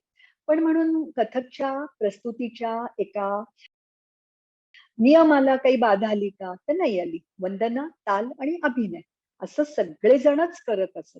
फक्त त्याला एक स्वतःसाठी घातलेल्या बंधनाची चौकट आली, की आपण किती वेळ करू तर आपल्याला अभिनयाला वेळ मिळेल, किती वेळ अभिनय करू शकतो तर आपल्याला अभिनयानंतर काही द्रुतत्रिताल सदृश काही करायचं असेल तर आपल्याला करायला मिळेल. हे विचारांमध्ये नर्तकाच्या यायला लागलंच आणि ते त्याला आणावंच लागलं. कारण महोत्सवांमध्ये सुद्धा त्या काळात तरी तास दीड तास तर द्यायचेच, पण दीड तासापेक्षा जास्ती एक्सीड नाही करू. तर त्यामुळे दिवसात आपलं नृत्य बसवणं हे त्या काळी त्यांनाही अवघडच गेलेलं असणार. मग आता त्या वेगवेगळ्या भारतामध्ये वेगवेगळ्या ठिकाणी नृत्य महोत्सव सुरू झाले. मग तेव्हा आपल्याला वंदनांमध्ये पण वैविध्य दिसलं, की आपले गणेश, महेश, आणखीन श्रीकृष्ण, दुर्गा, सरस्वती, लक्ष्मी अशा विविध देवदेवतांच्या वंदना या ना त्या प्रकारे कधी ब्रिज भाषेमध्ये, कधी हिंदीमध्ये, कधी संस्कृतमध्ये अशा सादर व्हायला लागल्या. आणि त्याच्यातलं जे एक वेगळेपण होतं ते अगदी निश्चितपणे आधीच्या प्रस्तुतीमध्ये आणि आताच्या प्रस्तुतीमध्ये दिसून येऊ लागलं. आता इथे ह्या मधल्या काळामध्ये स्वतः गाऊन देवतेचं स्तवन करण्याची पद्धत नव्हती, ती बंद झाली होती. नर्तकच स्वतः इष्टदेवतेचं स्तवन करायचा वंदना म्हणून. ठीक आहे. मग त्याच्यानंतर आता परत जी काही उपज असेल त्यालाही नर्तक स्वतःला एक वेळेचं बंधन पाळायचा. कधी थाटनी सुरुवात व्हायची मग उपज व्हायची, कधी थाट आमद व्हायचा मग उपज व्हायची, कधी आल्या आधी उपज व्हायची मग थाट आमद व्हायचा. हे मला वाटतं ते नर्तक स्वतःच्या आवडीप्रमाणे पण आणि ऑडियन्सच्या दृष्टीने सुद्धा ठरवत हवेत असं माझं मत आहे. सो त्या उपजला ही मर्यादा आली आणि ती मर्यादा ज्यांनी आधीची उपज पाहिली त्यांना अगदी नक्की जाणवण्यासारखी होती, की अगदी अशी ठराविक ती त्या ठराविक एका उंचीपर्यंत न्यायची आणि मग तिथे तोड देऊन ती संपवायची. अशा प्रकारे तिथे सुरू झालं. पण मग आता आपल्याला तेव्हा व्हरायटीज पाहायला मिळाल्या. लयकारीमध्ये खूप वैविध्य पाहायला मिळालं, कारण थोड्या वेळामध्ये खूप जास्ती दाखवायचं असायचं. त्यामुळे तेच नर्तकाचं कसब असायचं. म्हणून वेगवेगळ्या जातींमध्ये सुद्धा उपज इथे आपल्याला या मधल्या काळामध्ये दिसून यायला लागली. आणि ती अतिशय काय म्हणूया, एक वेगळ्या टप्प्यावर घेऊन जाणारी ठरली नर्तनाला. आणि त्याच्यानंतर समजा की आमद, मग आता खूप खूप आमद नाही व्हायचे, एखाद दोन आमद, साधा आमद केला तरी एखाद दोन, परनामद केला तरी एखाद किंवा दोन फार तर. आणि मला असं वाटतं की इथे थोडस प्रेक्षकांना गृहीत धरण्याची जी एक ही होती की प्रेक्षकांना हे कळतं, बोल म्हणून झाला की झालं, त्याच्यापेक्षा थोडं प्रेक्षकांना समजवण्यासाठी त्या आपण करत असलेल्या रचनेबद्दल अधिक काही सांगणं, हे इथे जास्ती सुरू झालं असं मला दिसतं. म्हणजे महाराजजी सांगायचे पूर्वी पण त्यांच्या गिनतीच्या मध्ये जे जे काही ते घटना, ते चिमणीचं दाणे टिपणं, नंतर कोंबडीच्या पिल्लांचं किंवा त्या आणखीन चुस्त मित्राचं, हे ते सगळं सांगायचे, पण म्हणून प्रत्येक रचनेबद्दल नाही सांगायचे. पण ह्या काळामध्ये जी वैशिष्ट्यपूर्ण रचना असेल त्याचं वैशिष्ट्य सांगून नर्तक प्रस्तुत करायला लागला, त्यामुळे प्रेक्षकांना त्याच्यामध्ये सामावून घेण्याची क्रिया एक वेगळ्या प्रकारे सुरू झाली असं मला वाटतं. ह्याच तालाओघामध्ये इथे थोडस तत्कारच्या जागा वाढल्या असं मला जाणवतं, की मध्ये मध्ये तिहाई करणं किंवा मध्ये मध्ये एखादा वेगळ्याच प्रकारचा तत्कार करणं, असं इथे या मधल्या काळामध्ये दिसून आलं. आता त्याच्याच मध्ये काही काही वैविध्य किंवा वैचित्र्यपूर्ण प्रभाव केला गेला, कारण की लोकांपर्यंत हे सगळं पोहोचवण्यासाठी काहीतरी एक स्वतःच म्हणून मांडायला पाहिजे, ज्याच्यासाठी तो नर्तक प्रसिद्ध होईल, अशा प्रकारचं जे काही आहेत गोष्टी त्या जास्ती मांडल्या गेल्या. आणि त्यामुळे मला वाटतं की एक नर्तकाला सुद्धा स्वतःला एस्टॅब्लिश करण्यासाठी हा मधला काळ खूप फायद्याचा ठरला, कारण त्या दृष्टीने त्यांचा स्वतःचा खूप अभ्यास झाला असं मला वाटतं. इथे आता अभिनयाचा कसा होता, तर इथे तराणा, त्रिवट, चतरंग अशा सुद्धा गोष्टी अभिनयानंतर व्हायला लागली. अभिनयामध्ये ठुमरी, आणखीन भजन, हे तर कॉमन गोष्टी होत्या. गतभाव होत असत, हे पण कॉमन आहे. पण त्याच्या बरोबरीनेच एक वेगवेगळ्या गोष्टींचा सुद्धा अंतर्भाव होऊ लागला. म्हणजे कसा, तर गतभाव होत असताना वेगळं संगीताचा वेगळ्या प्रकारे वापर करून घेणं अशा अर्थाने असेल, किंवा संचारी करत असताना ठुमरीची किंवा भजनाची, त्याच्यामध्ये सरगमचा, त्याच्यामध्ये आलापाचा, त्याच्यामध्ये वेगवेगळ्या वाद्यांचा अनुषंगाने ओघाने येणारा जो वापर होता तो जाणीवपूर्वक यायला लागला. कारण थोड्या वेळामध्ये आपल्याला त्याचं एकदम टोटल इम्पॅक्ट हा जास्ती द्यायचा असायचा त्यावेळेला, म्हणून साठी हे असं एक जाणवलं. आणि थोडं उपशास्त्रीय संगीतातले प्रकार जास्ती दिसायला लागले. झुला वगैरे आधीच्या काळातही होत होताच, अष्टपदी होत होत्या, पण त्याच्यानंतर दादरा म्हणा, सावन म्हणा, असे प्रकार ह्याच्यामध्ये आपल्याला या मधल्या टप्प्यामध्ये रंगमंचावर होताना दिसले. आता त्याच्यानंतर जर का आता मी वळले की माझ्या मते आदर्श प्रस्तुती कशी असावी, हा, तर माझ्या मते आदर्श प्रस्तुती अशी असावी की आपल्याला दिलेल्या वेळामध्ये आपल्याला जे दाखवायचंय नर्तनातून ते नेटकेपणाने मांडता येईल, ही माझा पहिला विचार असतो.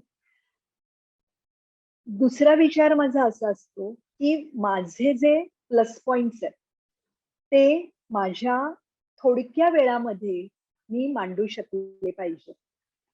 मग तेव्हा मी खूपदा बघते की समय तो कम है, समय तो कम है, म्हणजे इतका वेळ कमी, आता मी कसं दाखवणार, असं करून झुरत बसण्यापेक्षा उपलब्ध वेळेमध्ये काय ते दाखवा पटकन आणि मोकळे व्हा, गेट एस्टॅब्लिश्ड फर्स्टली, असा माझा नेहमी विचार असतो त्याच्यामध्ये.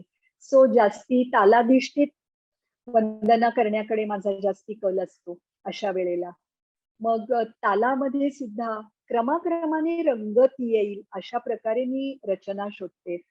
अशा मला स्वतःला रचना आवडतात, की आधी थोडे चक्रधार थोडे थोडे झाले, की मग काहीतरी ज्याच्याबद्दल आपण सांगू शकू असे काही फरमाईशी परण किंवा अशा काही फरमाईशी रचना, तत्कारचं काही, चक्करचं वैशिष्ट्य काही, हस्तकांचं वैशिष्ट्य काही, ज्याच्यावर माझा अभ्यास आहे तो मी कसा लोकांपर्यंत पोहोचवू शकेन, हा मला मला आवडतं. मी इथे जेव्हा मला म्हणते तेव्हा आदर्श प्रस्तुती इतरांचीही कशी असावी असंच ते ओघांनीही मला म्हणायचं आहे.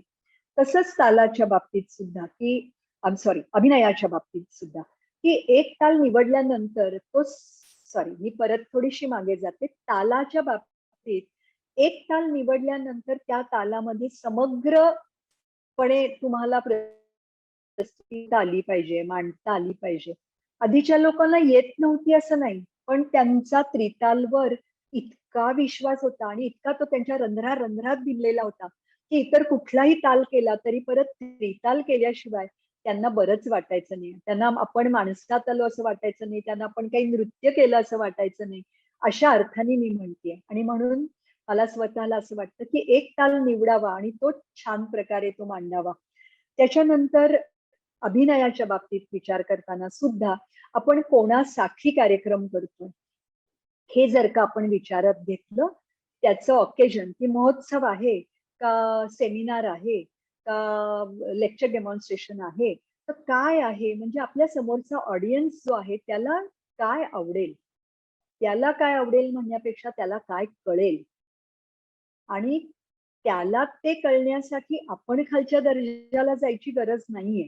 पण आपल्याला आपल्या पोतडीतून काय काढून आपण त्याला देऊ शकतो, म्हणजे मग ते त्यालाही आवडेल आणि मलाही केल्याचं समाधान वाटेल, असा माझा विचार असतो. आणि हे मला जास्ती खूप आवडतं असं म्हणायला हरकत नाही.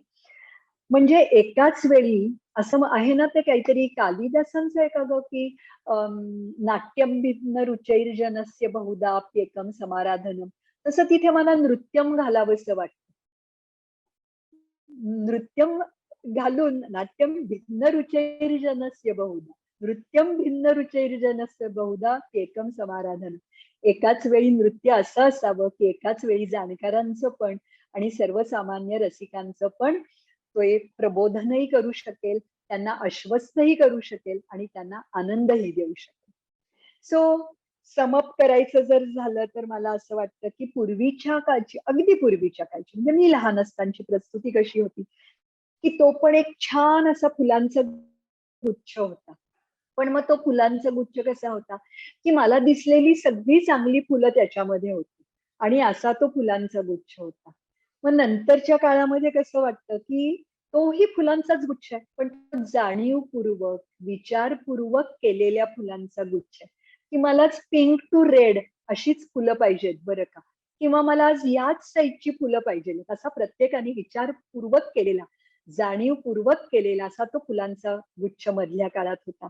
आणि मला कुठला आवडतो तर अर्थात जाणीवपूर्वक केलेला, पण तो त्याच्यामध्ये सुद्धा ओरिगामीचं सौंदर्य असलेलं. मला असं वाटतं, की त्याच्यामध्ये जे काही कलाकुसर आहे, त्याच त्याच फुलाच्या गुच्छाची, तर ती आपल्या आपल्या पद्धतीने मनावर ठसली गेली पाहिजे. आणि मला वाटतं, की मला जेवढं जेवढं माहिती होतं तेवढं मी सांगायचा आज प्रयत्न केलेला आहे. आणि आता आपण पुढे बोलूया. खूपच समग्र माहिती मिळाली आणि फारच असं वाटलं की वा वा वा, हे आत्ता घडून आलं, जुळून आलं, हे फार बरं झालं. अम, बाकीच्यांचे प्रश्न यायला लागेपर्यंत मी सुरुवात करते. एक माझा प्रश्न असा होता की अम, बदलत्या काळामध्ये नृत्य प्रस्तुतीचा क्रम कसा बदलला आहे याची खूपच छान आणि अगदी परिपूर्ण माहिती आम्हाला आता तुमच्याकडनं मिळाली.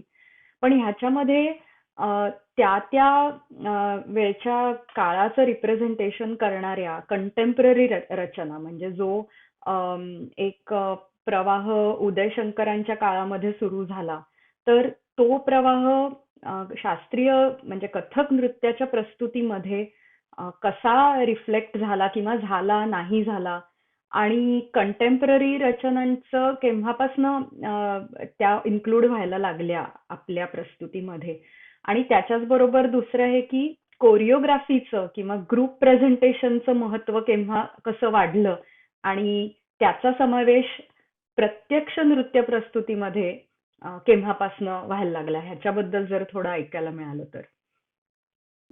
कंटेम्पररी विषय हे सोलो प्रदर्शनात आलेले मी खूपच कमी पाहिले सोलो प्रदर्शनामध्ये. म्हणजे कसं की आता आपण अगदी म्हणतो ना की हुंडाबळी आणखीन सगळे जे काही आता आपल्या अवतीभवतीचे ज्वलंत प्रश्न आहेत यांचं प्रदर्शन हे सोलो नृत्य प्रस्तुतीमध्ये फार कमी वेळा झालं.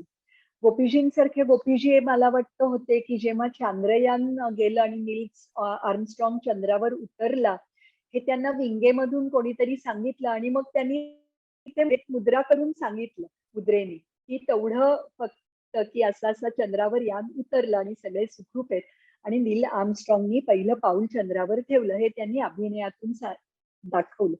पण असं मी खूप पाहिल्याचं मला स्मरत नाही सोलो प्रस्तुतीमध्ये. महाराजजींचं किंवा बेबीताईंनी ज्ञानेश्वरांच्या अभंगांवर केलं, गवळणवर केलं हे मला आठवतं, पण त्याला पण कंटेम्पररी म्हणता येणार नाही, तो एक वेगळा विचार म्हणायला लागेल.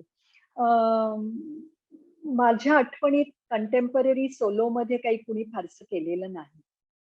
एकाच ओळीवर अनेक प्रकारे करायचं, सुनैनाजी हजारीलालजी करायच्या त्यांच्या ह्याच्यात, पण ते सगळं आपल्या परंपरेला धरूनच होत.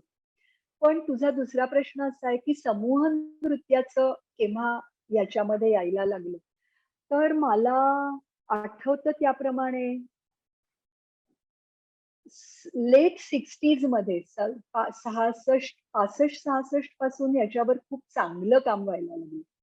म्हणजे क्लासेस जेव्हा साधारण महाराष्ट्रामध्ये 47 सालापासून एस्टॅब्लिश झाले, मग नृत्य वर्गातल्या विद्यार्थी वाढले, त्यांचं काहीतरी प्रस्तुतीकरण व्हायची गरज निर्माण झाली, मग वेगवेगळे विषय आणि मग कोरिओग्राफी किंवा समूह रचना असं सुरू झालं असावं असं मला वाटतं. आता मीच 75 मध्ये क्लास सुरू केला तेव्हा पहिल्या वर्षापासून मी समूह रचना बसवत होते. म्हणजे एका वेळेला ग्रुपला एकत्र हालचाल देणं असं जरी त्याचं त्या काळातलं स्वरूप असलं तरी सुद्धा त्याच्याही आधीपासून समूह रचना ह्या अस्तित्वात आलेल्या होत्या.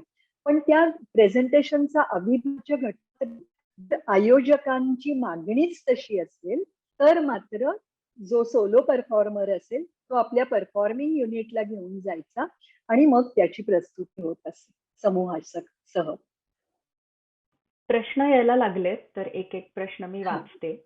मौसुमी जाजूचा प्रश्न आहे की आता कोविडमध्ये आपण ऑनलाईन प्लॅटफॉर्मवरती सगळी नृत्य प्रस्तुती बघतो आहोत.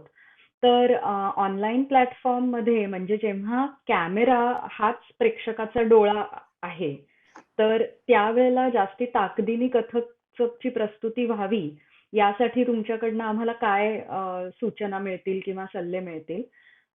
तिचा प्रश्न असा आहे की what is the potential in performances done on an online platform and how can Kathak adapt better?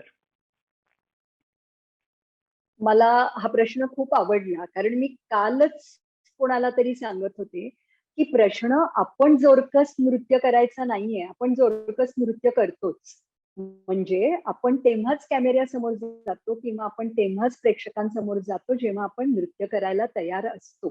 हा पहिला गोष्ट. प्रश्न आहे तुम्ही कॅमेरा टेक्निक समजावून घ्यायचा.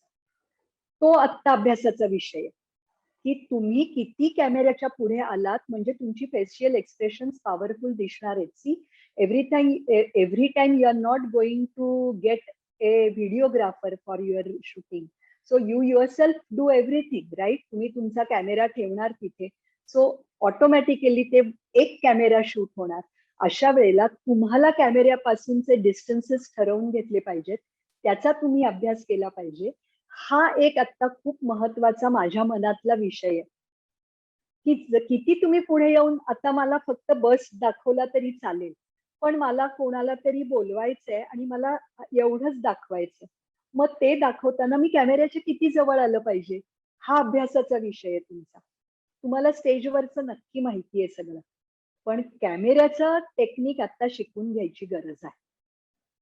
म्हणजे कॅमेऱ्यासाठी कोरिओग्राफी करणं हा त्यातला एक भाग झाला. पण कोरिओग्राफी जी केलेली आहे ती चांगल्या तऱ्हेने उठून कशी दिसेल ह्याच्यासाठी कॅमेरा अँगल्स आणि हो शॉट्स त्याप्रमाणे लावणं हा हो आत्ताचा जास्ती हो महत्वाचा विषय झाला. जास्ती महत्वाचा विषय. करेक्ट. पुढचा प्रश्न आहे अम, मधुरा आफळेचा प्रश्न आहे की कोरिओग्राफी हा आस्पेक्ट पूर्वी फक्त ग्रुपसाठीच होता का पूर्वी सोलो परफॉर्मन्स मध्ये सुद्धा कोरिओग्राफीचा विचार केला जायचा? हे बघ, आता कोरिओग्राफी हा शब्द कोरस म्हणजे ग्रुपसाठी लेखांकन, आलेखन, वर्तुळाकार हालचाल अशा सगळ्या गोष्टींनी केला जातो. कोरिओग्राफीवर एक वेगळा विषय होऊ शकेल आपला. पण तेव्हा आपण असं म्हणू शकतो की स्वतःसाठी सोलोसाठी केलेली ही कोरिओग्राफीच असते. मी हात आत्ता कसा हलवायचा आहे, कुठे हलवायचा आहे, कोणत्या अँगलला न्यायचा आहे, कुठे बघायचंय, माझी सबंध बॉडी स्ट्रक्चर तेव्हा कसं पाहिजे, हा जेव्हा आपण आपल्या सर्वांगाचा पायापासून ते केसापर्यंत डोक्यापर्यंत विचार करतो तेव्हा ती कोरिओग्राफीच असते. सो सोलोलाही कोरिओग्राफीच म्हणायला हरकत मुळीच नाही. त्यांना आता संरचना असं आपण जर का म्हटलं तर तो अवघड शब्द आहे. सध्या आपल्या मराठीत रूढ झालाय कोरिओग्राफी हा शब्द. त्यामुळे आपण सोलो ही सुद्धा कोरिओग्राफी असते कारण ते विचारपूर्वक केलेलं आलेखन असतं. स्वतःच स्वतःसाठी जरी असलं तरी ते आलेखन असतं. आपण निरर्थक कोणतीही हालचाल करत नाही, आपण ठरवून करतो. ठरवून केलेली कोणतीही नृत्यात्मक कृती ही कोरिओग्राफीच असते. कोरिओग्राफी म्हटल्यावरती जसं आपण हालचालींचं सौंदर्य गृहीत धरतो तसंच आपल्याला मिळालेला स्टेजवरचा जो अवकाश आहे त्याचं कव्हरेज हे पण त्याच्यामध्ये गृहीत आहे. तर जेव्हा मैफिलींमधनं रंगमंचावर कथक आलं तेव्हापासनं हा स्टेज कव्हरेजचा विचार हा गोपीजींनी तर केलेलाच आहे हे आपल्याला सगळ्यांनाच माहिती आहे. पण तो अचानक असा बदलला नसेल. म्हणजे असं झालं म्हणजे त्याच्याबद्दल काही? त्याच्याबद्दल काय आहे माहितीये का, की मला माझ्या डोळ्यासमोर असं नाही की हा हा हा विशिष्ट हे नर्तक फक्त पुढे मागेच हालचाल करतायत किंवा फार छोट्या जागी जातायत. पण मी ह्याच्यावर अनेक वाचलेलं आहे आणि त्याच्यात त्यांनी हा पॉइंट लिहिलेला आहे की जेव्हा आलं रंगमंचावर तेव्हा त्यांना ते अवघड होतं की नर्तक आपले सगळे संगत कलाकार उजवीकडे बसलेले आहेत, त्यांच्याशी रॅपो ठेवायचा आणि समोर बसलेल्या प्रेक्षकांची इंटरॅक्शन करायची. हे खूप अवघड होतं कारण दरबारामध्ये नर्तक एका वेगळ्या लेवलवर होता आणि दरबारी जे लोक बसायचे ते वेगळ्या लेवलवर बसायचे. इथे उलट झालं, रंगमंचाला उंची मिळाली आणि प्रेक्षक खालपासून वरपर्यंत बसायला लागले. रंगमंचात पूर्ण थिएटरमध्ये पूर्ण अंधार, ह्या सगळ्या काय म्हणूया की लाईट घेण्याच्या आणि या सगळ्या ज्या टेक्निक्स होती याला त्यांना फार मिळतं जुळतं घ्यायला लागलेलंच असणार. त्याच्याशिवाय होणार नाही कारण त्यांनाही ते खूप अवघड गेलेलं असणार. पण मात्र माझ्या डोळ्यासमोर किंवा माझ्या असं चर्चेमध्ये कोणी बोलल्याचं मला स्मरत नाही. मात्र मी आता नुकतंच वाचलं की त्यांना ते पुढे मागेच हालचाल करायचे सवयीने, पाठ करायचे नाहीत रंगमंचावर. अशी ही एक धारणा जी होती, राजाकडे पाठ करायची नाही म्हणून. तर असंच्या असं मागे जायचं, असंच्या असं सरकायचं, असं होतं. आणि मग कालांतराने आपण पाहिलं की त्या पूर्ण अवकाशामध्ये नर्तक कसा विहार करत होते. फारच छान. याच अनुषंगाने एक बिरजू महाराजजींनी सांगितलेला किस्सा आठवला की कथक केंद्रामध्ये त्यांच्या तरुण वयात ते जेव्हा कोरिओग्राफी करायचे तर त्यांनी पाठ करून सम एक बसवली आणि जेव्हा शंभू महाराजजींनी ते पाहिलं तर त्यांनी त्याच्यावर खूप टीका केली की असं पाठ करून कधी कोणी सम देतं का? तर बिरजू महाराजजी त्यांना म्हणाले की मी जिथे हात उघडतो समेसाठी तिथे माझा देव असतो आणि माझा देव सगळीकडे आहे. त्यामुळे मी पाठ करून जरी सम दिली तरी मला माझा देव तिथे दिसतो आणि त्यामुळे पाठ करण्यामध्ये काही चूक आहे असं मला वाटत नाही. तर गैर म्हणजे तो पिढीप्रमाणे बदलत जाणारा अवकाशाचा विचार असंच त्याला म्हणायला लागेल. रश्मी अडसुळेचा प्रश्न आहे बरोबर. की मगाशी तुम्ही जे सांगितलं की आयत्या वेळचं प्रेझेंटेशन किंवा आयत्या वेळेला अजून काही वेगळं, अजून काही जास्त करायची वेळ आली तर कलाकारांनी त्याच्यासाठी कसं तयारी करायला पाहिजे, ह्याच्या संबंधी तिचा प्रश्न आहे. पण मला असं वाटतं की आपलं जे ह्याच सिरीजमध्ये रियाजाचं सेशन आहे, तर त्या सेशनमध्ये आपण तो प्रश्न डायव्हर्ट करू शकतो आणि त्या दिवशी हा प्रश्न मी नोट करून ठेवते आणि परत विचारते त्या दिवशी. पुढचे 2 प्रश्न आहेत रेवती देशपांडे आणि अनुष्का चांडक. ते प्रश्न एकत्र होऊन त्याचं उत्तर मिळू शकेल असं वाटतं, की ऑडियन्स हा बदलत जातो कालानुरूप आणि त्या प्रत्येक ऑडियन्सची त्या त्या काळातली एक समज असते. आणि आता ही समज बदलत जाते, त्याबरोबर डान्सरचं सोलो प्रेझेंटेशन कसं बदलत जातं. आणि त्याचाच पुढचा भाग असा आहे की आता सोशल मीडियावर इतक्या थोड्या वेळामध्ये एवढं जास्ती दाखवायची जेव्हा वेळ येते, तेव्हा नॅचरली जास्ती गिमिकी किंवा चमत्कृतीपूर्ण असं नृत्य करण्याकडे कल वाढत चाललेला आहे. तर अनुष्काने फार सुंदर शब्दात विचारलंय की अशा काळामध्ये how to strike balance between what the audience wants to see and what the dancer wants to show. ह्याच्यातला बॅलन्स कसा ठेवायचा. म्हणजे थोडक्यात दोन्ही प्रश्न क्लब करून असं म्हणता येईल की प्रेक्षकांना जे बघायचंय आणि कलाकाराला जे दाखवायचंय ह्याच्यातला समन्वय कसा काय साधायचा. आता हा समन्वय साधणं हे एक अनुभवानी साधणारी गोष्ट आहे. बरं, ती अशी पी हळद आणि हो गोरी टाईप नाहीये. म्हणजे आज मी तुम्हाला उत्तर सांगितलं आणि उद्या तुम्ही ते सादर केलं असं होणार नाही. हा तुम्हाला अनुभवच घ्यायला पाहिजे की तुम्हाला आता वाटतंय की असं केल्याने समन्वय साधला जाईल, पण तो नाही गेला. ठीक आहे, तुम्ही फेल्युअर व्हाल, तुम्ही 5 वेळा फेल्युअर व्हाल, पण 6व्यांदा तुम्हाला सापडेल की आपण काय केलं म्हणजे आपल्याला जे पाहिजे ते दाखवायचंय ते त्या विशिष्ट प्रकारच्या प्रेक्षकांपर्यंत पोहोचेल. कारण ह्या अनुभूतीच्या गोष्टी आहेत. या नुसत्या सांगण्याच्या गोष्टी नाहीत. अनुभूती घेऊन सिद्ध करण्याच्या त्या गोष्टी आहेत. आणि म्हणूनसाठी त्या प्रत्येकाने त्या वेगवेगळ्या प्रकारे अनुभवायच्या. तू म्हणतेस ते बरोबर आहे की आता छोट्याच वेळामध्ये, थोड्या वेळामध्ये गिमिकी झाल्या. पण आता बघतो इतक्या चक्कर काय तयारीने सगळी लोकं घेतायत. पण म्हणजे म्हणून चक्कर म्हणजेच डान्स का? म्हणून काही चांगली हस्तक करणं किंवा चांगल्या रचना सादर करणं ही पहिली मला महत्वाची गोष्ट याच्यात वाटते की तुम्ही जे करता, तुम्ही जे शिकलात त्याच्यावर तुमच्या स्वतःचा 100% विश्वास पाहिजे. त्या विश्वासातून तुमची साधना पुढे जाते आणि त्या साधनेतून तुम्हाला जे साध्य करायचंय ते नक्की सापडतं. जसं शांभवी म्हणाली की त्या रियाजाच्या याच्यामध्ये आपण याच्यावर बोलू शकतो. पण हे पहिल्यांदा आपल्याला काय जे साध्य करायचंय त्याच्यासाठी आपली जी वाटचाल आहे ती डोळस वाटचाल पाहिजे. 1-2 छोटे प्रश्न आहेत आपल्याकडे. गायत्री पाटीलनी प्रश्न विचारलाय की नृत्यामध्ये काही ठराविक मुव्हमेंट्स असतात. म्हणजे जसं की आता ताठे ततथे याथे ततथेची मुव्हमेंट जी पहिल्यापासून चालत आलेली आहे. किंवा म्हणजे हे मी आता तिच्या प्रश्नावरती थोडंसं एलॅबोरेट करतेय. आणि किंवा तिने प्रश्नात विचारलंय की गोपीजींची जी चक्कर आहे, तर ती चक्कर आणि आता त्या चक्करमध्ये जो फरक झालाय, तर हा जो अंगामध्ये किंवा डान्सर स्वतःला डान्स करताना जसा प्रेझेंट करतो त्याच्यामध्ये जो एक फरक पडलेला आहे काळाप्रमाणे, तर त्याच्याबद्दलचा तिचा प्रश्न आहे की हा फरक कसा काय घडला. कालौघामध्येच घडला असंच म्हणायला पाहिजे की आणि गोपीजींची चक्कर तशीच राहिलीये. ती घेण्याचे जे काही ऑकेजन्स आहेत, प्रकार आहेत, की ह्याच्यामध्ये बदल होत गेला. लक्षात आलं का?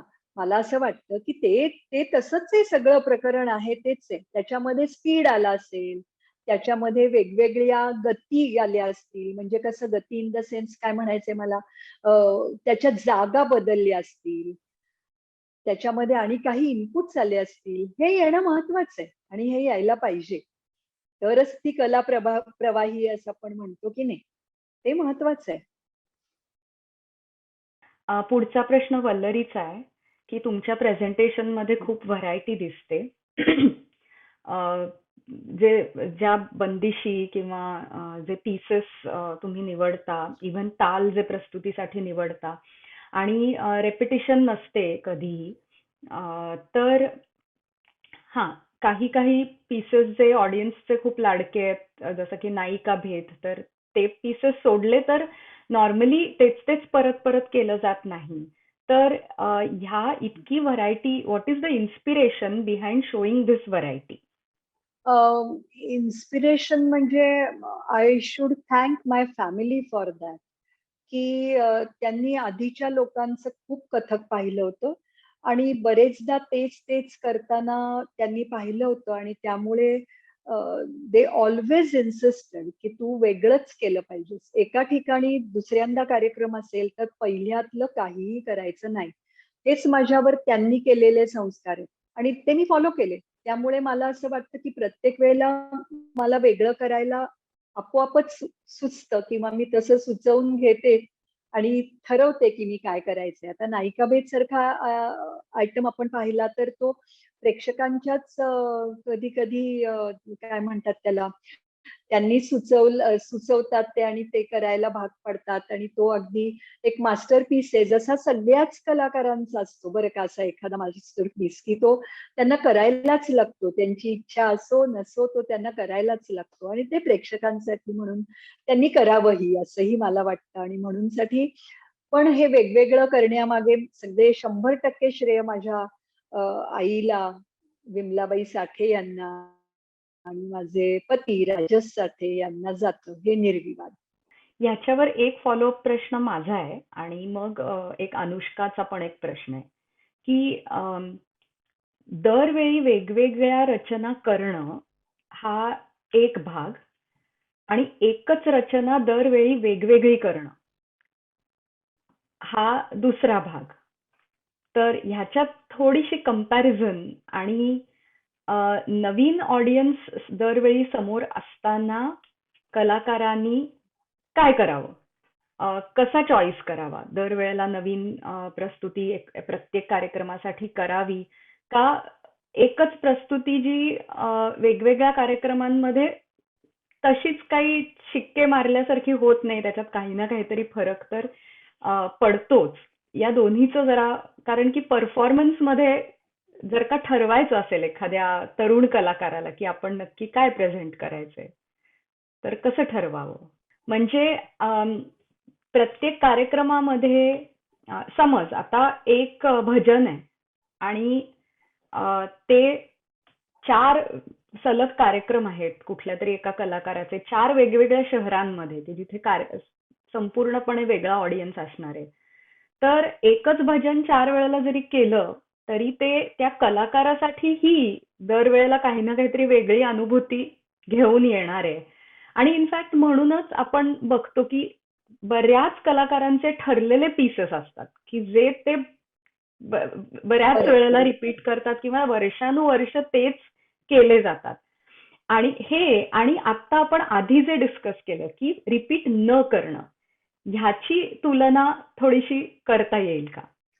हो, प्रश्न चांगला आहे. मला असं वाटतं की शांभवी तू म्हणालीस तसं की एकच भजन करताना प्रत्येक वेळेला आपण जेव्हा त्याच्यामध्ये अंतर्मुख झालेलो असतो, आपण काहीतरी त्याचा अनुभव घेत असतो, तेव्हा वेगवेगळी ऍक्शन होऊ शकते. पण जेव्हा आपल्याला थोडक्या वेळामध्ये आपल्याला ते भजन संपवायचं असतं आणि आपण आपल्या गायकाला इतके वेळाच गा असं, किंवा जी कोणी आपली पठण करणारी मुलगी असेल तिला माझ्या ह्या ऍक्शन नंतर तू त्यांना सूचना दे पुढची लायला, असं जेव्हा फिक्स ठरवलेलं असतं तेव्हा फारसे बदल करायला असतो. दिलेल्या अवकाशामध्ये, दिलेल्या वेळामध्ये तुम्ही तिथे वेगवेगळे सादरीकरण करू शकता. खूपदा ते होतही, खूपदा होतही नाही. पण म्हणूनसाठी माझं स्वतःचं म्हणणं असं आहे की मी जर का आता ह्या एका कार्यक्रमाला, मुंबईतल्या गेल्या वेळच्या कार्यक्रमाला मी हे एक्स भजन केलं असेल तर मी इकडे वाय अभिनयाची प्रस्तुती का नाही शोधू? त्यानिमित्त मी पण वेगळा अभ्यास करते. त्यानिमित्त माझ्या संगत कलाकारांना वेगळं शिकायला मिळतं. त्यामुळे सगळ्यांना ते चॅलेंजिंग होतं वेगळं करणं. तेच तेच करणं तर काय सोपंच आहे. प्रेक्षकांकडे ते करणं, त्यांना तेच बघायचं असेल तर करणं हे केव्हाही श्रेयस्कर आहे. पण त्यानिमित्त वेगवेगळा अभ्यास होत राहतो आणि त्यानिमित्त आपण आपल्या आखून दिलेल्या त्याच त्या भजनातून बाहेर येत असं मला वाटतं.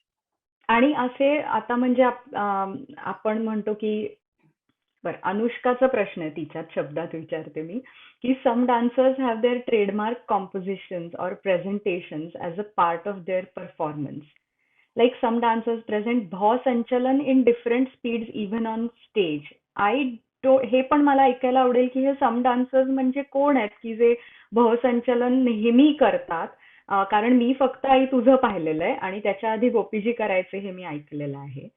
आणि पण अजून कोणी, कारण ती सम डान्सर्स म्हणते तर मला असं वाटतंय की म्हणजे दुसरं कोणीतरी असेल कदाचित. तर तिला अजून अशी उदाहरणं ऐकायला आवडतील की जे एक प्रत्येक कलाकाराचं जसं सिग्नेचर पीस आपण म्हणतो, she would like to hear some more similar examples की हा कलाकार म्हणजे हो हा पीस असं. हो हो. हा हा, जसं आपण थोडक्यात आता अगदी पटकन बोलायचं तर महाराजजी म्हटलं तर तकिट तकिट दिनाची लढी, त्या महाराजजी म्हटलं की गिनती, महाराजजी म्हटलं की त्या गिनतीला कनेक्टेड असलेले वेगवेगळे भाव, महाराजजी म्हटलं की महावत की गत, महाराजजी म्हटलं की मोर की गत, ह्या ज्या सगळ्या आहेत हे सगळे महाराज सिग्नेचर आहे. जी म्हटलं की एकदम युक्त नर्तन, खूप चक्कर, अतिशय प्रभावी अभिनय, पुतनावत जटायू मोक्ष सारखे गतभाव, रोहिणीताई म्हटलं की अतिशय सटल सूचक, आणखीन शांत सौम्य पण संपूर्णपणे संचारी ला घेऊन सहजरित्या केलेला अभिनय, भजनावरचा असो किंवा नायिकांवरचा असो, असे आपण म्हणू शकतो की सगळ्यांचे असे सिग्नेचर्स असतात म्हणून. तर त्यामुळे हे असतातच आणि ते त्यांना परत परत करायला लागतातच. पण तू म्हणते शांभवी तसं भावसंचालन गोपीजी व्यतिरिक्त कोणीही रंगमंचावर केलेलं मला माहिती नाहीये. गोपीजी वॉज द ओनली आर्टिस्ट की जे 100% करायचेच या ना त्या स्वरूपामध्ये, लयकारी भुवयांची. मला आठवतंय की अगदी मी लहान असतानाच्या कार्यक्रमांमध्ये मनीषाताईंचं भावसंचलन स्टेजवर झालेलं मला आठवतंय. पण साधारण 1980s, मिड 80s नंतर मला काही आठवत नाही ते स्टेजवरती झाल्याचं. अजून एक लास्ट प्रश्न आहे, पण आता प्रश्न आपण थांबवूया आता, कारण वेळ आता आपली उलटून गेलेली आहे. तर आणि हा प्रश्न जो आहे तो मी आता फक्त विचारते, पण मला असं वाटतं की रियाजाच्या किंवा व्यक्तिमत्व विकासाच्या सेशनमध्ये आपल्याला तो इन्क्लूड करता येईल. सुप्रिया देडगेनी हा प्रश्न विचारलाय की कथकमध्ये वाचनाचं महत्व काय आहे, म्हणजे कशा तऱ्हेने आपण जे वाचतो ते कशा तऱ्हेने आपण प्रेझेंट करू शकू. खूप छान प्रश्न आहे, पण हे चालेल ना, आपण रियाजाच्या ह्याच्यामध्ये ते ऍड करूया. त्यांनी इनफॅक्ट रियाजाच्या सेशनला एक थोडासा वेगळा पण टोन मिळू शकेल की इतर गोष्टी काय काय करायला पाहिजेत ऍक्च्युली प्रत्यक्ष उभं राहून रियाजाच्या व्यतिरिक्त. बरोबर बरोबर. ठीक आहे. तर मग आजचं सेशन कन्क्लूड करायचं का इथे? हो, करूया ना. तुमचं सगळ्यांचं समाधान झालंय ना? समाधान झालंय आणि हे न संपणार आहे, म्हणजे असं तासन तास हे पुढे चालू शकेल. नवीन प्रश्न निघतील आणि नवीन ज्ञान तर आम्हाला प्रत्येक उत्तरातनं मिळतच आहे आणि ते तसंच मिळत राहील. पण सगळ्यांच्या सोयीने आणि मुख्य म्हणजे ताईंच्या एनर्जी कॉन्झर्वेशनसाठी एक आपण जी वेळ ठरवलेली आहे की या वेळेला आपण थांबूया, तर त्यावेळेला थांबणंच हिताचं आहे असं मला वाटतंय. तर आजचं सेशन खूप छान झालं आणि परत एकदा कीर्ती आणि तिच्या मैत्रिणींना आपण सगळेजण धन्यवाद देऊया की इतका सुंदर उपक्रम त्यांना नुसता सुचला नाही, तर त्यांनी तो खरंच प्रत्यक्षात आणला आणि ताईंनी त्यांचा वेळ द्यायचं कबूल केलं आणि त्यामुळे आज आपल्या सगळ्यांचा इतका छान लाभ त्याच्यातनं झालेला आहे. आणि मुख्य म्हणजे जागतिक नृत्य दिनाच्या दिवशी ह्या उपक्रमाची सुरुवात झाली. हा सुद्धा एक अतिशय छान योगायोगच म्हणायला लागेल. कदाचित पुढे जाऊन मनीषा नृत्यालय परिवारामध्ये असाच काही आपण एक पायंडा पाडू शकतो की नृत्य दिनाच्या दिवशी एक छान लेक्चर ताईंनी द्यायचं आणि सगळ्यांनी त्याचा आस्वाद घ्यायचा, अशी सुद्धा पुढे आपण ही ट्रेडिशन यातनं सुरू होऊ शकेल. ताई, परत एकदा थँक्यू व्हेरी मच वेळ काढल्याबद्दल आणि सगळ्यांना मी इथनं अमेरिकेत असल्यामुळे मी तुम्हाला सगळ्यांना सांगते की आम्हाला सगळ्यांना तुमची खूप काळजी वाटते आणि खूप काळजी आहे. त्यामुळे सगळ्यांनी हो. घरातच राहा, सगळ्या नियमांचं पालन करा, कुठेही बाहेर जायचा विचारही करू नका आणि काळजी घ्या. खरंच सगळेजण आहे. आपण ह्याच्यातनं येस. लवकरात लवकर मुक्त होणारच आहोत आणि येस. त्याच्यासाठी मी तुमच्या सगळ्यांना बेस्ट विशेस देते. Good night.